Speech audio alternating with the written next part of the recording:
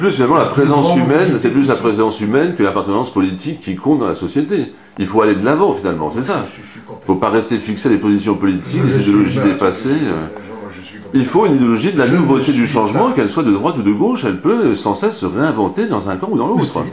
Et voilà, la dynamique politique française doit être de cet ordre-là. Mais c'est évident. Moi, ce qui m'a parfois marqué dans mon mandat de député, c'est cet affrontement qu'il y avait, alors que sur des grands sujets, on aurait pu trouver un consensus. On en a bien trouvé sur la loi sur la fin de vie.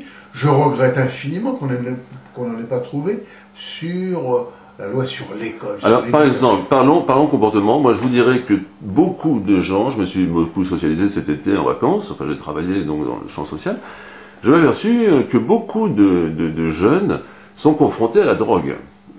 Alors, ils ont à choisir l'alcool ou le cannabis.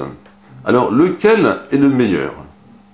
Je veux dire, en toute honnêteté, sans prendre en compte les intoxications médiatiques qui ont été faites autour des dangers. Est-ce qu'on sait que 30% de la population d'une société doit être pris en charge psychologiquement et socialement dans une forme d'assistance, d'aide, pour pouvoir vivre, tout simplement. Parce que ces gens, c'est une philosophie sociale des années 50, montre que le mal-être d'un individu dépend de la société. Donc la société est obligée de retravailler sur ce qu'elle a mis en difficulté, en quelque sorte. Il y a une philosophie sociale des années 50, oui. Il y a 40 ans.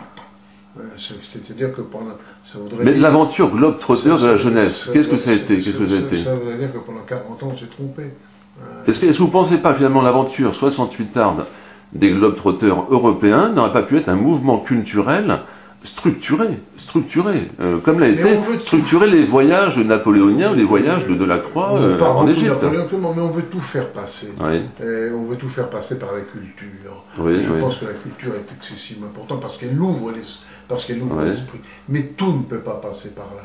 Tout ne peut pas passer par là parce que finalement, ce qu'a besoin un individu, c'est de satisfaire d'abord ses besoins biogéniques, c'est-à-dire ceux qui ont trait à la vie, à l'alimentation, à l'habillement, et ensuite ses besoins psychogéniques, c'est-à-dire ceux qui sont qui relèvent davantage. C'est presque une perspective, un théâtre de Chardin, on va dire. Davantage d'esprit, davantage dans l'avantage.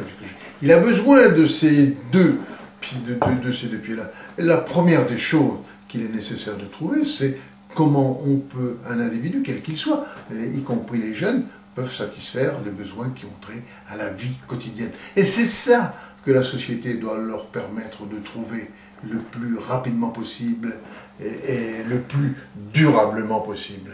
Je crois que